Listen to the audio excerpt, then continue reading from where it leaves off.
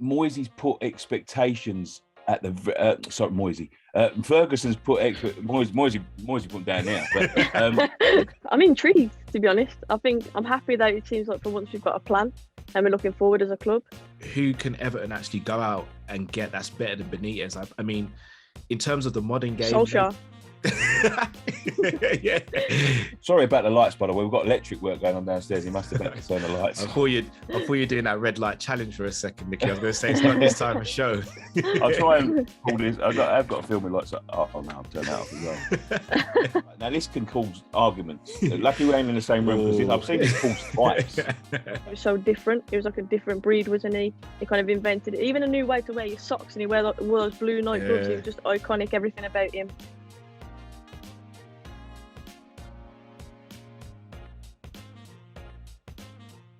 Hello, lovely people, and welcome back to another episode of Fan Zone, the Premier League talk show for the fans, by the fans. In this episode, we're delighted to be joined by one of the best Man United fans we know, Soph from Ladies in Red, Nicky from West Ham TV, a great West Ham supporter, and myself, Callum, from Liverpool channel Kopish. So, hope you're both well. Going to get straight into proceedings, though. And we have to start with the big story of the week. Let's be honest, Ralf Rangnick. He's now going to be the interim Manchester United boss. So it's only right I start with you. He's going to be taking charge at your club. How do you feel about it? I'm intrigued, to be honest. I think I'm happy that it seems like for once we've got a plan and we're looking forward as a club. Because I think for so long now we've just kind of took the manager who was just available at the time and not really thought about does he fit the bill in terms of United. We've just gone for convenience, really. So I think getting Ralph in, obviously, until the end of the season and then hopefully getting someone like Ten Hag, that would be ideal for me. But yeah, I think intrigued. We'll see what happens. I'm not going to act like I'm a genius and I know everything about Ralph. Of course I don't. And I think for whoever's coming in, it's going to be a big risk. They've got a big job on their hands to try and rebuild what this season has been so poor. Obviously, got a good draw at the weekend and whatnot. But I think they've got a big job on their hands. And I think Ralph obviously is very experienced. We know he's worked with the likes of Klopp and Tuchel before. Yeah, I'm excited to see. It seems like he's the right kind of guy and the best interim option that we had, really. And the other option was Carrick. So, yeah, I'm all for it. Brilliant.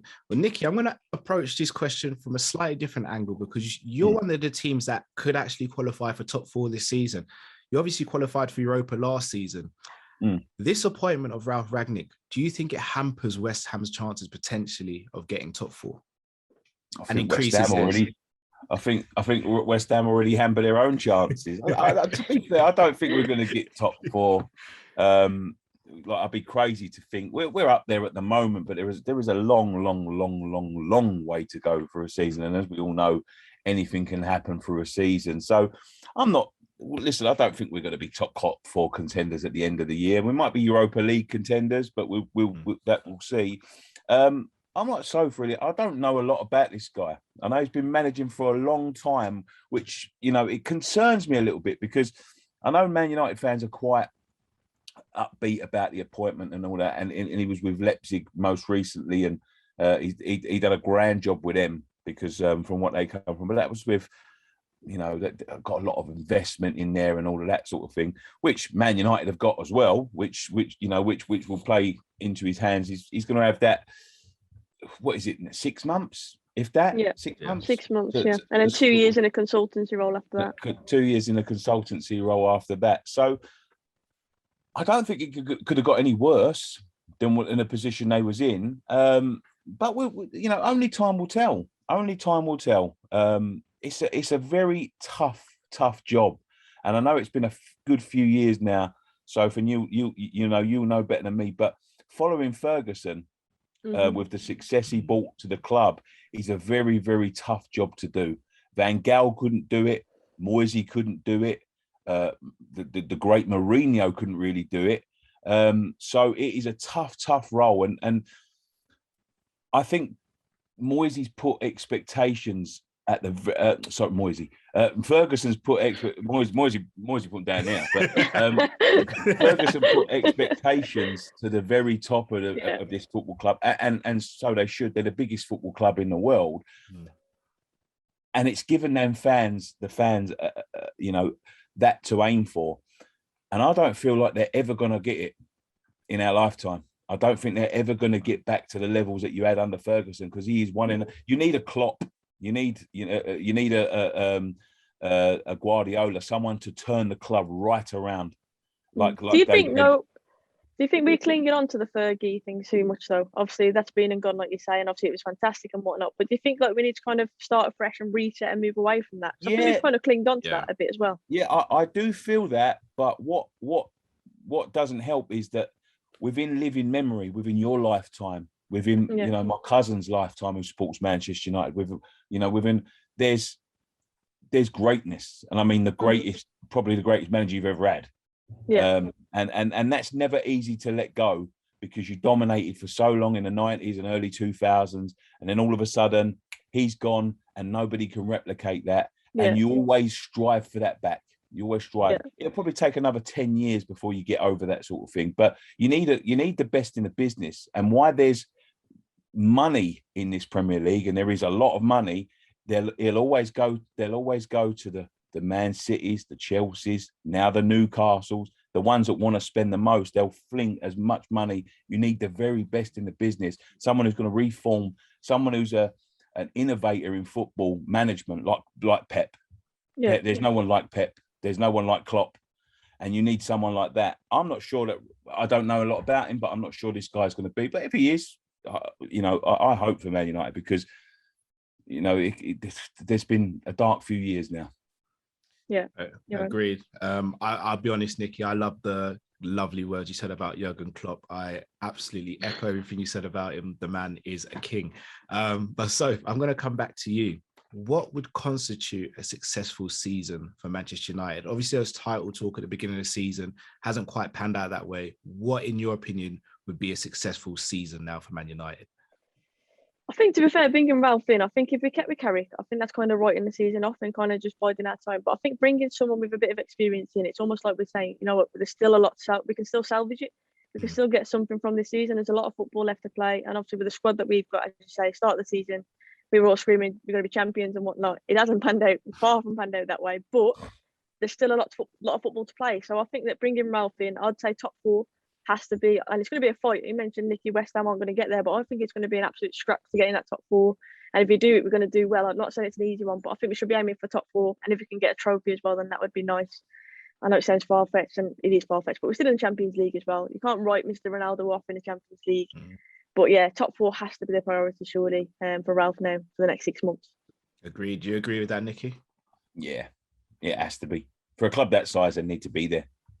They've had a couple of years when they weren't there, which hurt them a lot. They need to be there. They need to. Yeah. Fair dues. To be fair, we're talking about managers under pressure and whatnot. Obviously, we talked about the fact that Ollie's gone. There's been a lot of talk about managers, and then in that international break, and obviously Gerrard came in and whatnot. A manager who surprised me, ex-Newcastle obviously, Rafa Benitez at Everton.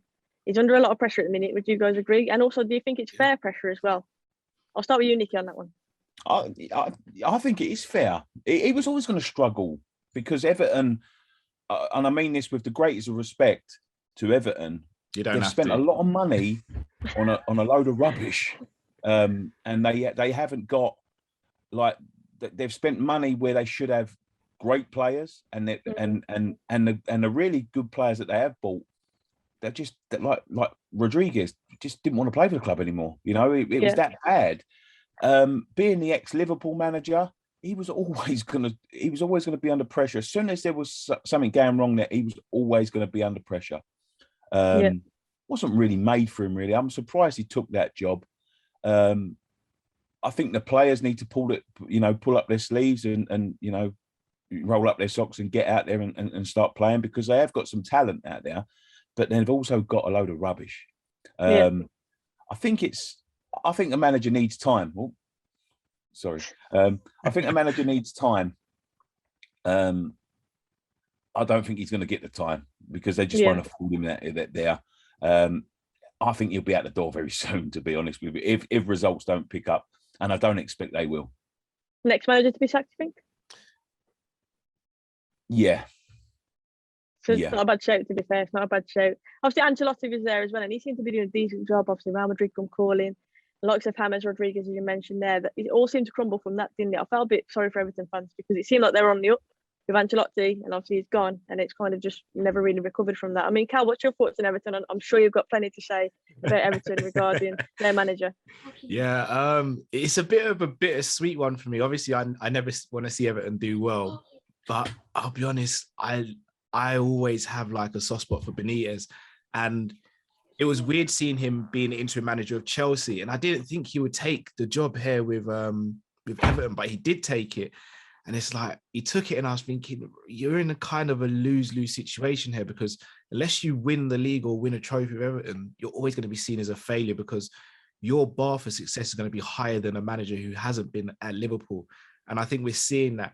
Granted, though, the results that they've been getting have been really, really bad.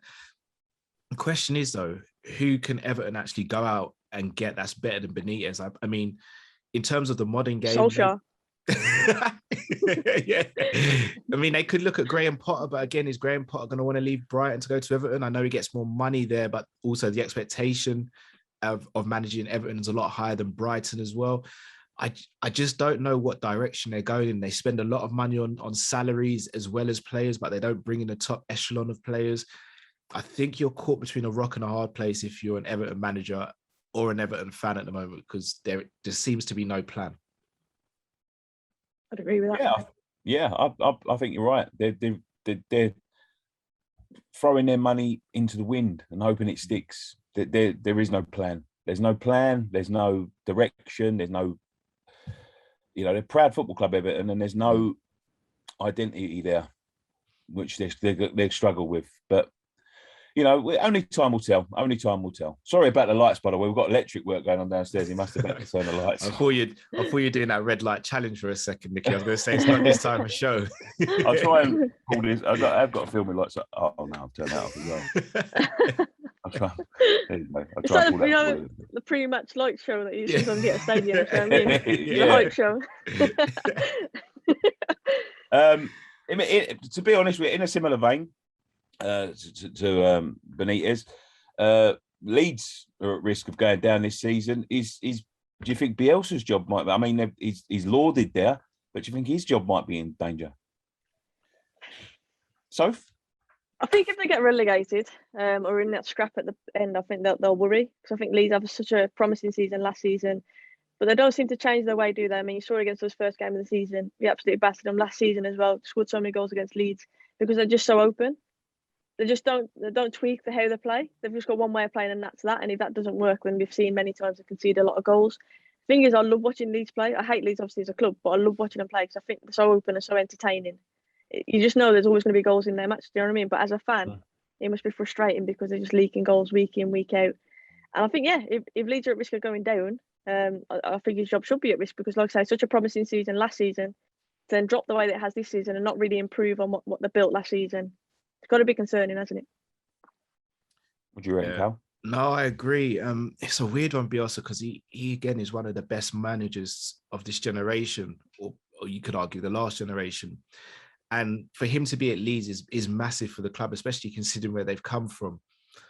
But again, you do have to look at results. You've got to look at the direction of how they're playing. And even when you look at how they beat teams like Norwich, you think last season they batter a team like Norwich, whereas this season they're struggling. And you think, obviously, they've lost Bamford to injury. They've had a few other injuries in the squad as well. But you look at someone like Rafinha and think, is Rafinha going to want to stick around? Like, God forbid, what if he gets an injury? What happens to the rest of their season? I think they are walking a tightrope at the moment, and they have to be careful because we've seen no team is too big to go down, and they'll be the first to tell you that because it's happened to them. I do think they'll turn it around. I think they do need Bamford back. If they don't get Bamford back before the end of January, I think they need to go and get a striker.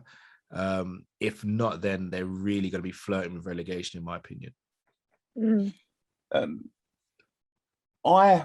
I agree with Soph, and I disagree to a point with you. I think they'll stay up, but I just think they'll stay up because there's three worse teams, if I'm honest. They've got a few players that can get them results. Rafinha is one. I think he's a marvellous player.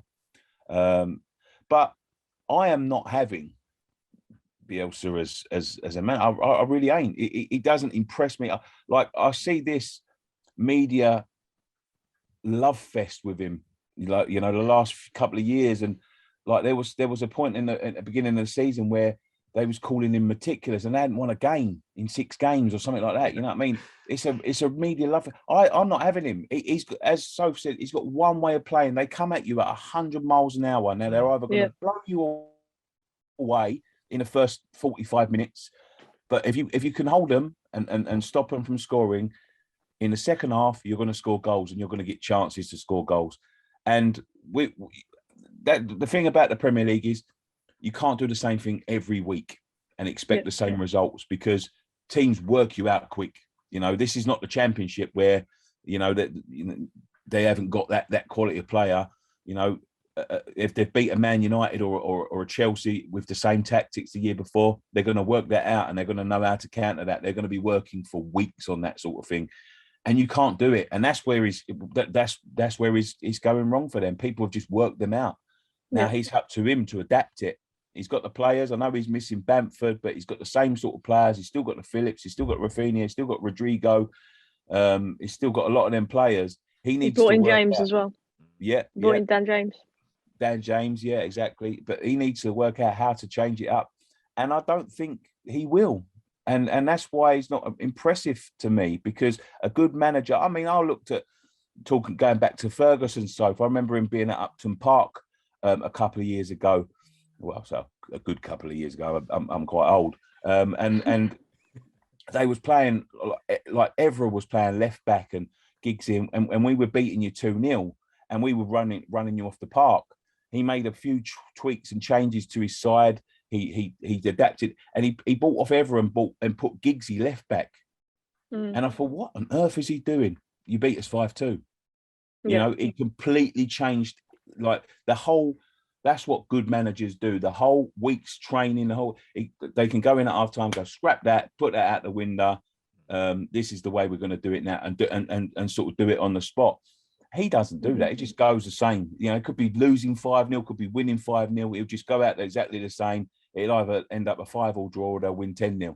And that's the way he plays. And I'm just not having him. And I don't think they will sack him, because Leeds have spent so long down in the lower leagues that they owe him a lot. And he's a good caliber of manager for where they were, you know, when he joined them.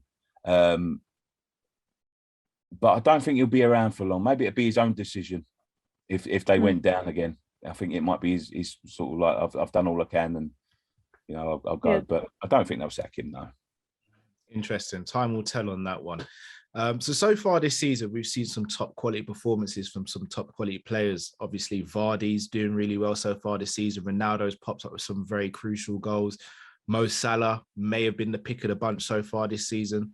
However, so Nicky, I'm going to start with you on this one. If you were to say one player who you expect to have a strong second half of the season, who would it be and why? Oh, strong second half of the season. I think Saka at Arsenal. Good shout. I think he may have a good, strong second half of the season. I think he was suffering a little bit with the England stuff at the beginning and you know, everything that went on there. But they've been impressive, Arsenal, and they haven't lost. I know they got beat heavily last week against Liverpool, but they're slowly going about their business. Callum smiling at that. But yeah, they're slowly going about their business, and they're getting the wins where, you know, last season they may not have got them wins, you know, and that's where they faltered, Arsenal. And I think Saka's impressed me of late, and I bet he has a really strong second half of the season, and I bet he fires them up to near the top 4. Hopefully, it doesn't start Thursday. That's what I'm saying. Hopefully, that form doesn't start then. So, who do you reckon? Obviously, there's been a few players, like, not even to pick names out, but Bruno Fernandes, who was brilliant last season, hasn't really had the start to the season that many expected. Someone like Kevin De Bruyne, or is there someone you've got in mind that you think could have a strong second half? Bruno came to my mind first when I saw that question, to be fair, because he's been poor, as you say, not even this season, even towards the end of last season as well. Everyone was saying he's been running to the ground, like he wasn't playing well. And that everyone's blaming Ronaldo, but for me, Bruno was kind of hitting this form before Ronaldo even came. He just hasn't been playing well. But I really like him as a player. I think getting Ralph in as well. Bruno's the kind of player who will want to stand up and be counted. And yeah, I'm just hoping he gets a bit between his teeth and he kind of relives the form that he was showing obviously when he first come to United, because I think he's an outstanding player, and I think if he does turn up, I think that could transform our season because his goals, his assists, and just his leadership as well. I mean, you saw in defending Ollie, just stuff like that. And don't get me wrong, on the pitch he's been poor, and I know it's all about his performances at the end of the day, and we keep going mad about players tweeting after and whatnot, but the way that he stood behind his manager, for me, that is a captain right there. And yeah, I feel like his leadership and him stepping up for a new manager, hopefully that can kind of transform our season. So Bruno is going to be mine. But the other one I was thinking is Smith Rowe from Arsenal as well. I think he's a player who just seems to be getting better and better week in, week out, to be honest. And like I say, hopefully he doesn't hit that kind of form on Thursday against us, but he's a player definitely to look out for, especially for England as well, in the lead up to that World Cup if he continues his form. Fair enough. I immediately thought Bruno Fernandes, but I also have to be a little bit biased. I think Thiago Alcantara, I think he's going to have a strong second half. Scored 2 now. I know.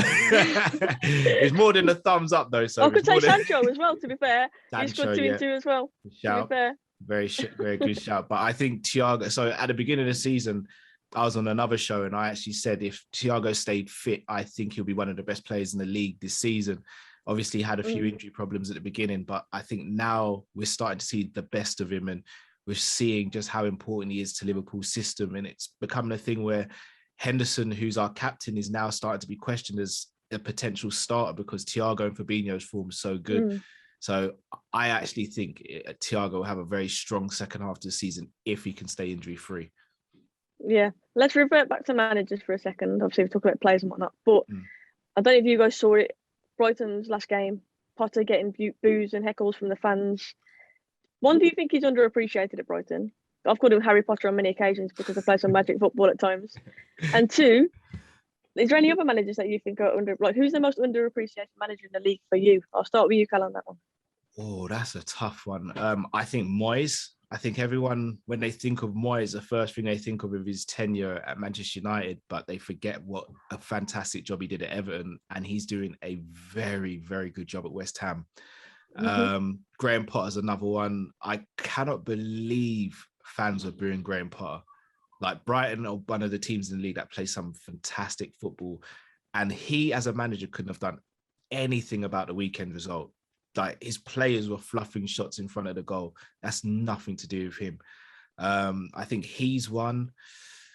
I think probably they're the main 2, if I'm going to be honest. I think to an extent. What about the Brentford manager? Yeah. I mean, I think he's starting to get his flowers now, though. I think because he was in the Championship last season, obviously us being Premier League teams, we kind of turn our nose down at the Championship sometimes and don't pay attention as much as we maybe should. So we're starting to see him and appreciate what a good manager he is. I think sometimes Pep's a little underrated, and I'm guilty of it as well because I automatically say he's a checkbook manager, but he's still got to get the players to play, and I still have them winning the league this season. So I think those are the 3 or 4 managers I say, but mainly Moyes for me. Nicky, what's your thoughts on that? Most underappreciated. I echo Cal, but there was another name I'd like to chuck in there. Sean Dyche. I think he's very underappreciated. He's done a very, very good job for a very, very long time on a very, very limited budget with a very, very limited club. And I think he goes really underappreciated. And the fact that he walks out in the snow, just a shirt on, asking when you know, the whole place is covered in white. He's going, why has this been called off? And he's got like a dress shirt on. There's nails, does a grand job. It's just one of them managers that seem to be part of the furniture. Do you know what I mean? And just goes under everyone's radar. I think he does a good job there. Burnley, as I like to call them, or Turf 4, because I just hate Burnley so much. I do. Team of blockers. I always take the mick out of Sean Dyche as well. But to be fair, yeah, like you say, he has done a good job. He's kept them up in top flight for so long now on a limited budget. You can't deny that, and you know what you're going to get from Burnley, and that's literally putting their bodies on the line and just making it difficult for the opposition. So yeah, I hate them, but he does deserve credit, to be fair. Should we finish off with something now? Yeah. Go for that, Let's do it. So this is the first edition of Premier League Retro. Who is the greatest ever player? Now, this can cause arguments. Lucky we ain't in the same room because I've seen this caused fights. But who is the greatest ever player to play in the Premier League? Cal. All right, so I'm going to cheat a little bit. So I'm going to say the greatest player to play in the Premier League, or the greatest player who's played in the Premier League, for me, is probably Cristiano. but the greatest Premier League player for me. He's talking in riddles. I really want to, you know who I want to go for. So I want to say Gerrard, but I think I'm going to go Thierry Henry. I can understand why you're saying Gerrard. It's like me, like straight away I'll be thinking Scholesy, Yeah. my idol. Like, I love Scholesy, but on accolades and whatnot, you'd probably say Henry's up there for me. I think Henry, just because he was so different, he was like a different breed, wasn't he? He kind of invented even a new way to wear your socks, and he wore those blue night gloves. He was just iconic. Everything about him, he just lit the league up. And yeah, I think Henry. And then the other name for me is Wayne Rooney. Just obviously broke so many records. English, for the best, one of the best of our generation. I remember being there on his debut with my dad, just for United, and just being blown away. And just, yeah, I think Wayne Rooney has to be up there, but Henry for me just tips it because he was just, like I say, just in his own league, really. He's like a man playing against boys sometimes. He's just incredible. Now, it's the way this is worded. It's the greatest player to ever play in the Premier League. So Cristiano, he's got to be up there. He's 5-time Ballon d'Or winner. But I don't think he was the greatest when he's been playing in the Premier League. He's gone abroad and like, and I could say the same about like Zola. I thought Zola was a fabulous player. But he had good spell at Chelsea, but you could argue that he had his best spell in Italy, Yeah. For me, someone that I agree on Henry. If he was going to press me between these two, and it's funny because these two have played for Arsenal.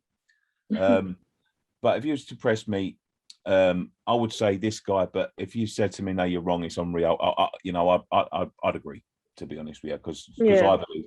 But Bergkamp for me, Bergkamp was a different level. Henry was a fabulous striker, great pace, finishing was brilliant. But the things Dennis Bergkamp could do with a football was unbelievable, and just football ability. The things I've seen him do. I mean, I see him in his pomp.